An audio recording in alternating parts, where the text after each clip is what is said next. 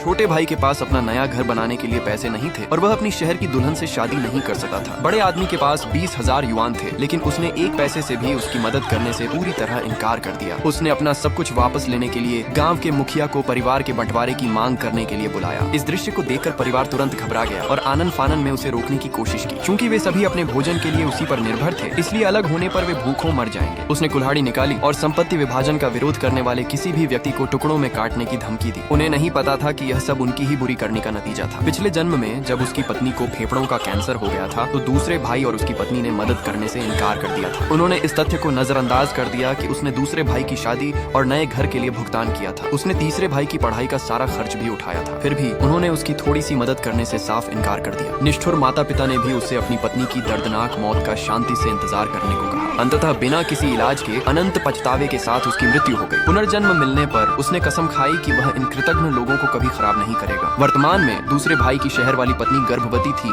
और वह नया घर चाहती थी। लालची माता पिता ने मांग की कि वह घर बनाने के लिए अपनी सारी बचत दे दे। उस आदमी ने बहुत ही निर्णायक रूप से ऐसा करने से इनकार कर दिया। दूसरे भाई ने उसे गुस्से में फटकार लगाई और उसे अपना कर्तव्य याद दिलाया। क्रोधित होकर उसने उसे एक जोरदार थप्पड़ मार दिया। घमंडी भाभी बचाव करने के लिए खड़ी हुई, यह तर्क देते हुए कि उसे बिना अनुमति के मारने का कोई अधिकार नहीं है। उसने दूसरे भाई को फिर से थप्पड़ मारा और उसे चुप रहने की चेतावनी दी। पिता ने उस पर फिर से बहुत दबाव डाला और उसे पैसे देने को कहा। उसी समय उसकी मेहनती पत्नी खेत के काम से घर लौट आई। वह समझ गया कि सारा पैसा वास्तव में भाभी के लिए महंगे गहने खरीदने का इरादा था। पिता ने निर्दयता से उस आदमी के चेहरे पर एक थप्पड़ चढ़ दिया। उनके सामने झुकने के बजाय उसने हमेशा के लिए परिवार को विभाजित करने का प्रस्ताव रखा। स्वार्थी रिश्तेदार तुरंत घबरा गए और बहुत परेशान होने लगे। पिता ने गुस्से में प्याला तोड़ दिया और माँ ने उसे बहुत डांटा। डरी हुई भाभी ने अलग होने पर आधी बचत की भारी मांग की। गुस्से में आकर पिता ने उसे पीटने के लिए एक भारी पाइप उठाया, लेकिन उसने उसे छीन लिया। पिता ने अशिक्षित होने के लिए उसे हमेशा तुच्छ जाना और उसे बहुत अपमानित किया। उसने दोपहर को गांव के मुखिया को हर हाल में बुलाने की स्पष्ट घोषणा की। दोपहर में मुखिया सारी संपत्ति की सूची के साथ उनके घर पर पहुंचा। दूसरे भाई ने तर्क दिया कि बड़ा बेटा यह अलगाव बिल्कुल शुरू नहीं कर सकता। उसने बीच में ही उसे रोक दिया, यह कहते हुए